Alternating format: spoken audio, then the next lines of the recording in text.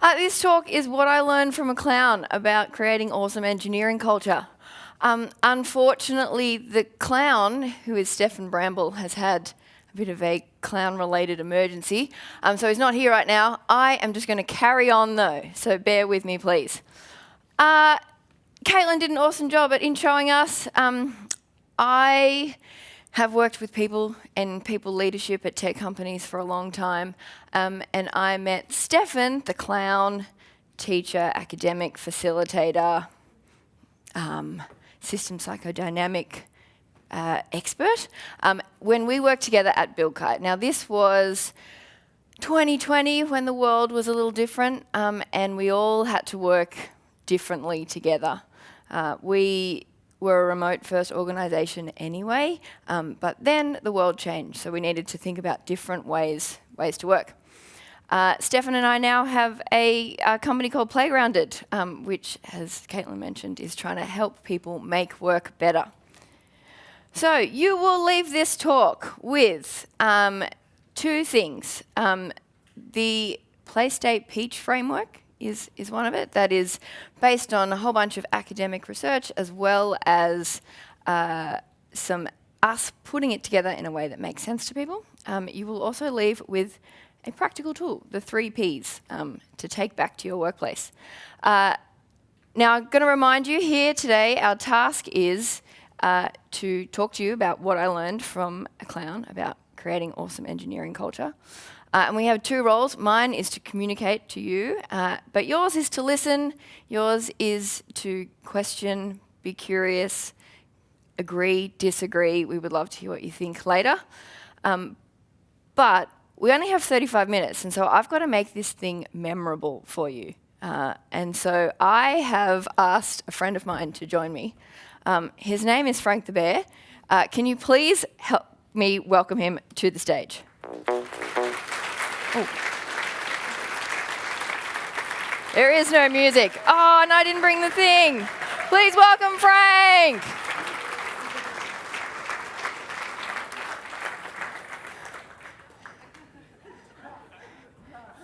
Okay, Frank, are you all right with the stairs and your teddy bear feet? Awesome. Here we go. Frank, everyone. Okay. Oh, wait. Whoa. Okay. Oh, do you know what I did? There, that was supposed to happen. Okay. Sorry, I'm cutting your dancing short. Okay. Frank has lost his voice, so I'm going to have to help him. Frank, everyone, a bear invites you to do something.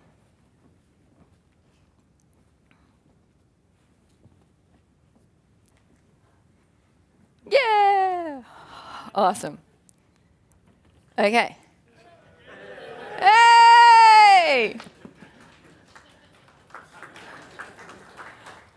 A bear invites you to do something else. Would you like help? No, we got it.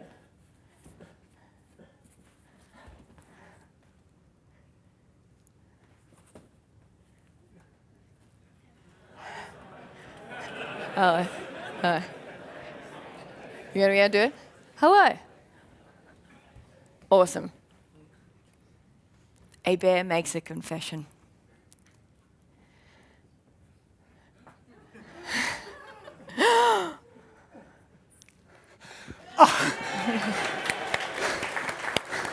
Everyone, I'm not actually a bear. I'm Stefan. It was a joke at the start that I had a clown emergency, but I'm actually one here in the bear suit. None of you all knew it because it was so well performed. So, if I were you, I would be asking myself this question at this point, which is, why did they bother to do that at the start of their talk? What you just experienced then is a thing called experiential learning. Something just happened in the room then. We're going to talk about a whole bunch of stuff, but I want you with your smart brains to be thinking about how what we just did relates to the thing that we're talking about. I'm really puffed out. I'm sorry about that. We didn't even have the music for you to dance to. I know there was no music. That was really difficult. So Sorry, everybody. That was a technical difficulty. Awesome. So we are here to talk about what I learned from a clown about creating awesome engineering culture. So if I was going to summarize it, it's this sentence. So I have devoted my career to helping people have a good experience at work. I get a lot of joy from doing that, and I have said repeatedly, and will continue to do so, that people feel good at work when they're doing really good work and they're building great relationships. And so my role in people teams has always been to support that. So the way that I have been doing it is building really practical solutions and traditional processes to solve problems. Solve problems for people, get out of their way, and they will have a great time at work. But what I learned from a clown is that play makes it way faster and way more fun. Now, I have come from the background of performing arts, teaching, studying the psychodynamics of groups, and we wish we could have given this 2 titles, which was to reverse it as well, and to talk about what I learned from entering your culture and your community, the culture of tech and engineering culture. I learned a really cool thing. I knew that play makes things happen faster and better, but what I didn't know is that when you put practical solutions with the play, you can actually achieve really amazing things. So I kind of learned how to think like an engineer about what happens in the world and in groups and in systems, and the usefulness of play to actually get change to happen and amazing things to happen. Cool. So we use this term play. We have somewhat redefined it because it has a bad name. Play is enjoying the difficult task of learning, and we must learn when we work. So we're in the knowledge industry. If we don't learn, we will not progress technology, we will not change the business. Before meeting Steph, was one of those people that heard the word play and cringed. I was like, oh no, it's going to be compulsory fun that no one's having fun. Can we have a raise of hand if other people have that experience? When you hear play in a work thing, you're like, oh, please no. Yeah, cool. Yeah. Great. So I am you. But what we learnt a whole bunch of cool stuff that means that if you play can just be having fun while you're learning at work. And that's a really awesome state to be in. So we use this word play state to mean when play, fun, and learning is happening collectively. So you know when you're in a team or a group of people and everyone's working and it might be really hard, production might have just gone down, but you're still laughing, that is what we mean. Yeah, and those of you that cringe about play, I would argue that you don't cringe about play, you cringe when play is done badly. And when you do it well, it's just naturally in the group. And you know this because you've worked in good groups where the play has been there and the work has just got done in a really exciting way. That's what we're talking about. Okay, so we have this thing called the Play State Peach. We wanted to give you a framework that you could take back to your organisations. So we kind of had to organise our thinking about how you create a play state in groups.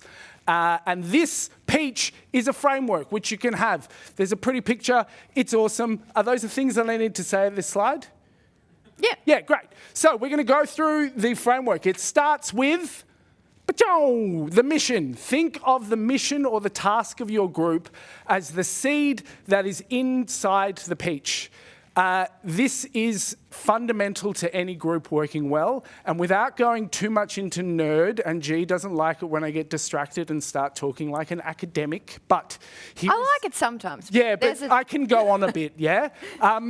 So the thing that defines what a group is a shared task. That is the definition of a group. So if you've got 5 individuals on a beach just hanging out, they are not a group. But the moment one of them starts to drown and the others help that person by trying to save them, then they become a group. So therefore, in any group that you're in, you have to be clear on what the central task or the mission is. This is not just organisation-wide. This is also, if you're having a meeting, cross-functional to decide what colour to make the button on the add to cart page. Yeah? So in any time where you're gathering together, you make clear what the task is. If you think about the Frank the Bear moment that happened, do you remember what G said at the very start? Do you remember her reminding you about task?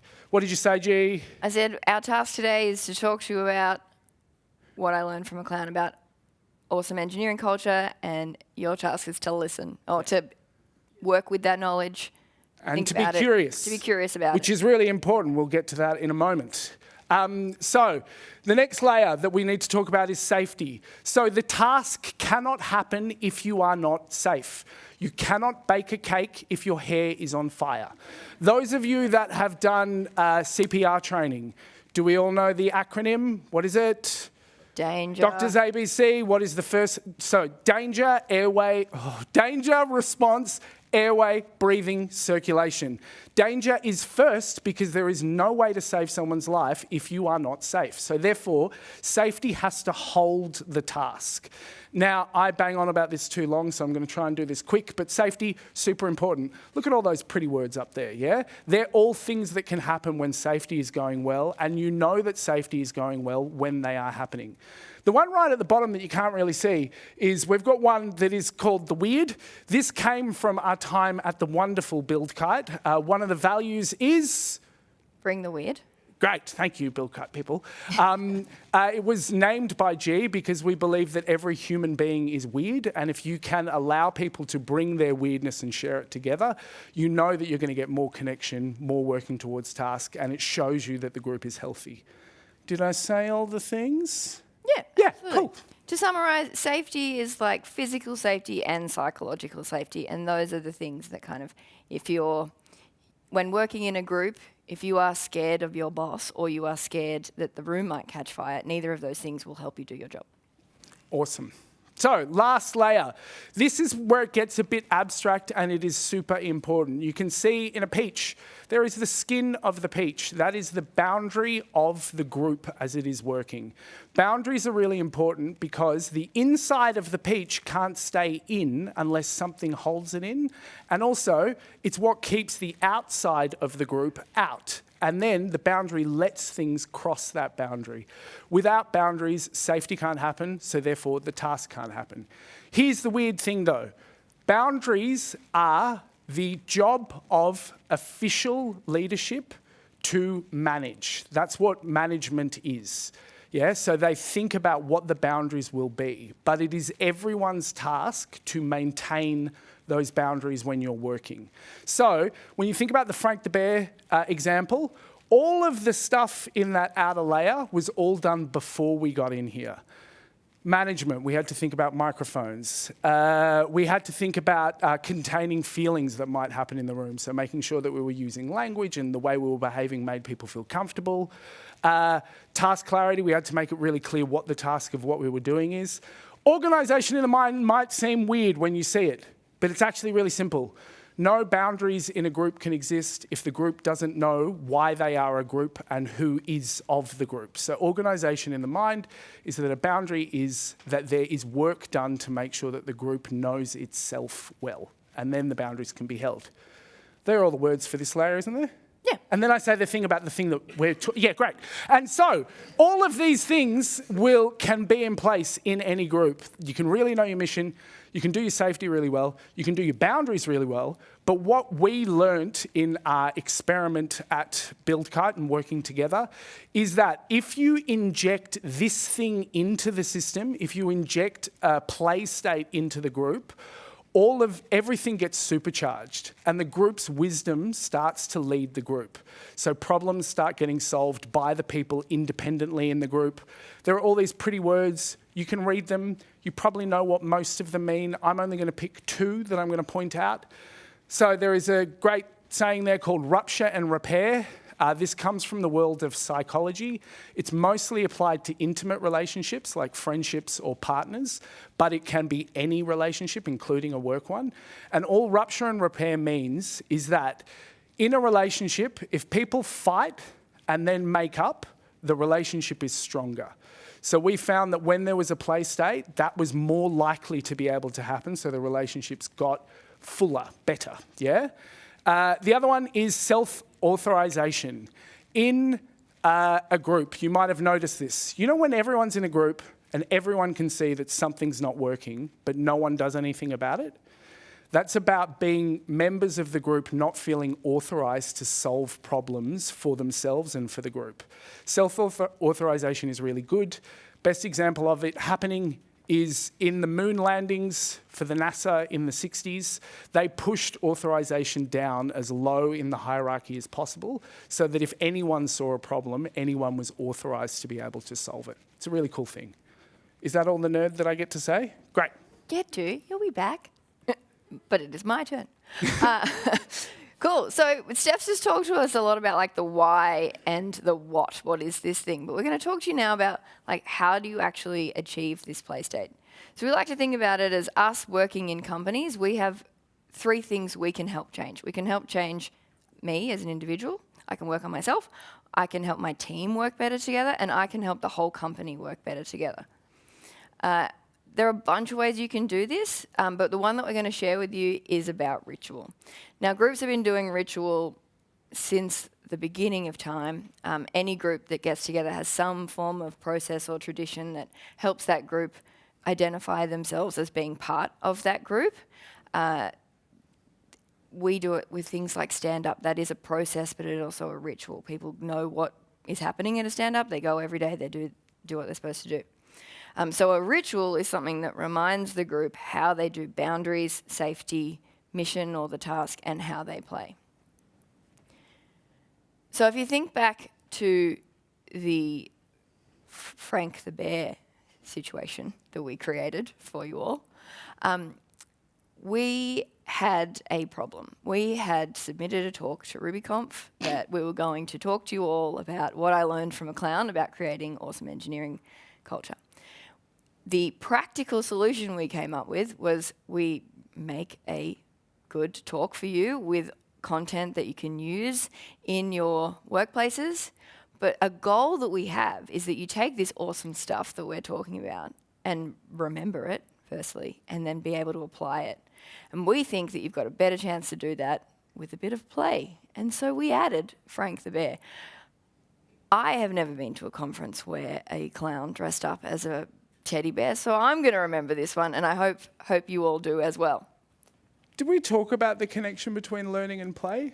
No, we did not. Do you want me to do that Yes, now? please do. And when you think about the example of Frank the Bear, and I mentioned the phrase experiential learning, this is a trick that educators have known for years, and any of you that has little children or hangs out with little children, you know that when there's an experience that has joy in it, that sticks in someone's mind, and then they pull inferences from it. So we did that with Frank the Bear to make this framework stick in your head in some way.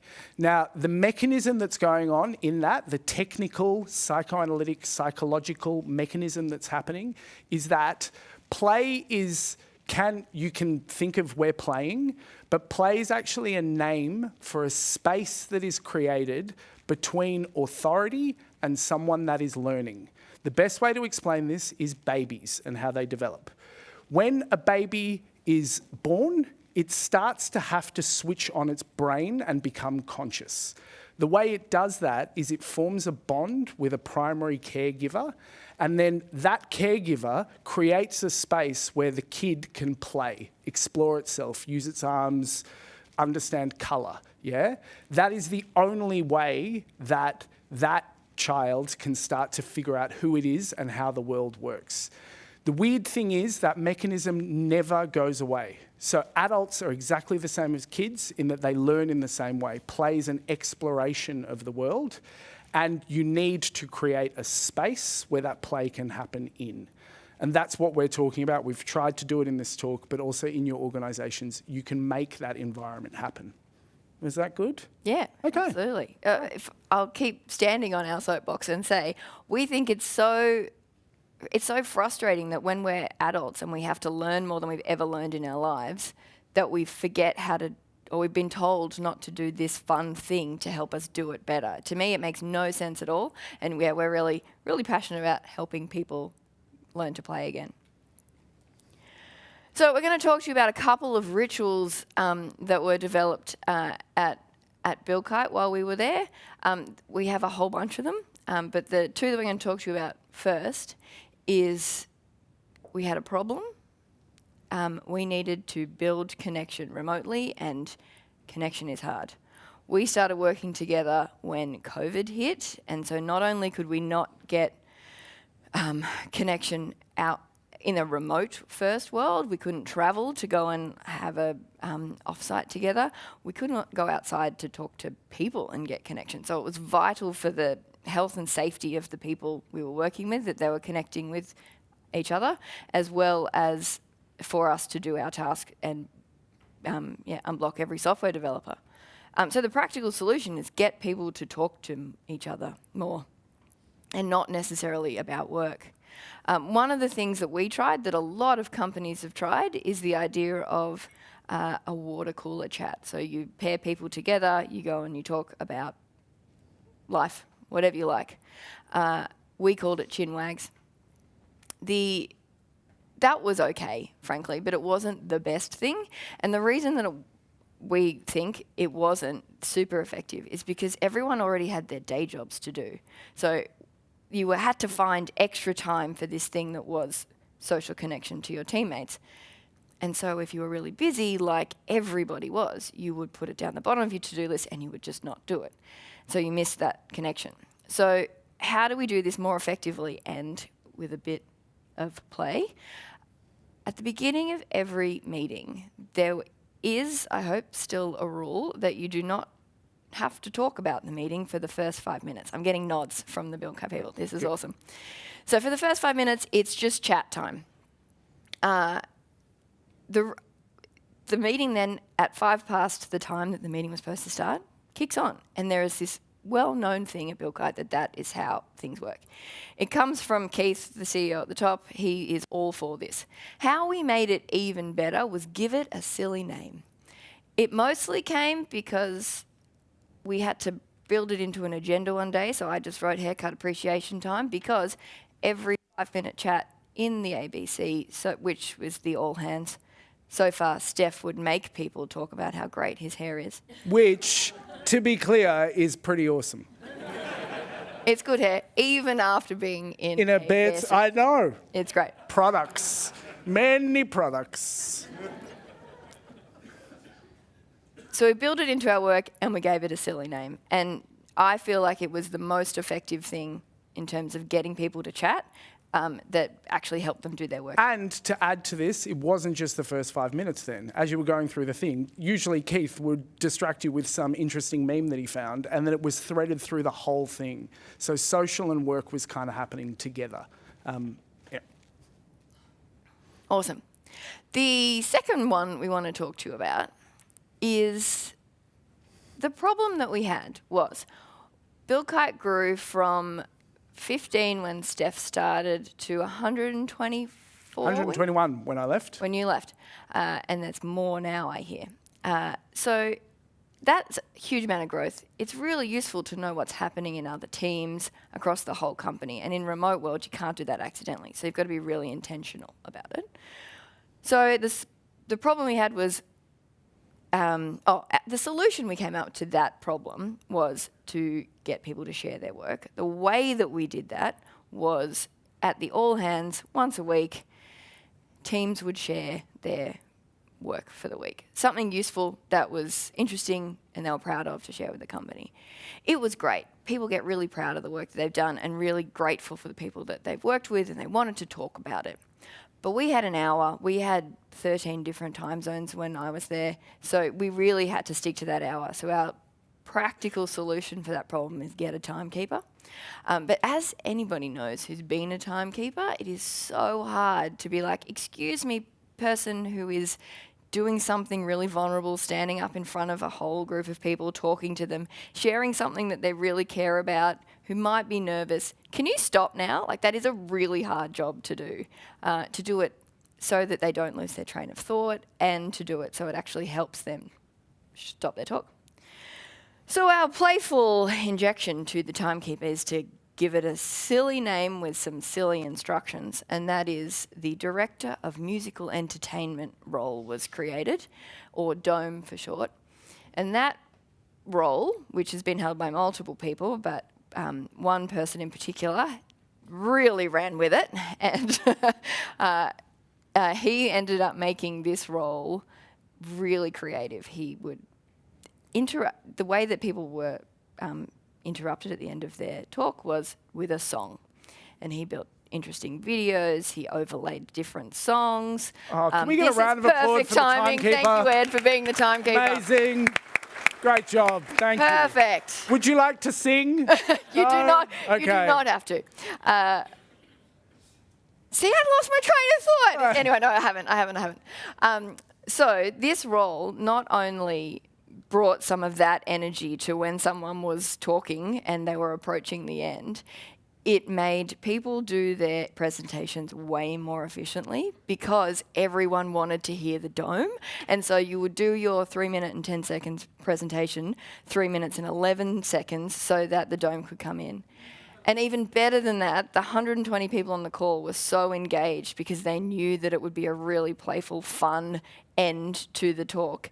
And you would hear all the useful company information on the way through. Yeah, and it did a whole bunch of other cool stuff that we didn't realise, which is that, you know, when you're in a Zoom and everyone's presenting and they present and everyone's off mic and so there's no way to show appreciation, well, the music became the way the group showed appreciation, so it kind of celebrated them when they finished, and then you didn't feel bad because you were being like that at a screen. Like, it helped the group to celebrate each other. Awesome stuff.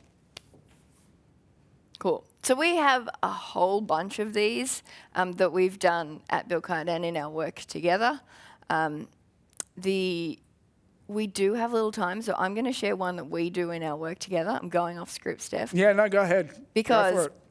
One of the things that we're going to leave you with is that play needs to be authentic to you, and you do not have to dress up in a bear suit or hire a clown or have someone who is as fabulous as Stefan to be that person, because everyone brings their unique selves and kind of authenticity to the way that we have fun. Like, if it's not fun to you, then it's not working. Yeah. So the example I'm going to do is the one that's just under the words at the bottom, so you can't see it. But we have this problem in the playground at office. We work remotely, and I work under a flight path, and so every now and then I can't hear a word Stefan is saying. And so what has happened is I have to indicate to Stefan that I can't hear him, but Zoom's done that thing where it has blocked out my microphone background, so he doesn't know that I can't hear him anymore and keeps talking. So to indicate that I can't hear, I just go like this, like a plane is going over. And then what do I do? Steph sings a plane-related song. Until the hands go down, and then we try to take it up straight away. It is amazing how many plane-related songs Steph can come up with. Yeah. And It's the great. challenge, we really care about this thing, and the challenge is when you've studied clown, you've learnt some skills about how to play, but the problem is people look at the clown playing and go, well, I can't do that. And that is not true. Everyone is capable of doing the play and having it in any group that you're in, but you just have to do it your way. And if it is cringe, that's your internal system's way of telling you that something doesn't feel right. So you do it in the way that makes the most sense to you. Yeah. Awesome. So here's our summary slide of the things that we have communicated today. Play is a tool that we think can supercharge your team, and it can really help you get on task and stay on task as long as it's authentic to you and you are having fun and the people in your team are having fun. Okay, this is where I'm going to try and do a TED Talk end. We've been practicing this heaps and I'm really bad at it. So here we go. Here we go. Okay, we are very passionate about this because we think that there are really tricky problems that people are trying to solve. In your organizations, they're really tricky. In the world, they're really tricky at the moment. When groups get together and they enter a play state, they start to work collectively and the knowledge is greater than the sum of its parts. So really, genuinely, I believe that this is a thing that will unlock us working together to solve stuff together because it unlocks the potential in our minds and therefore the future of work is play. I did it.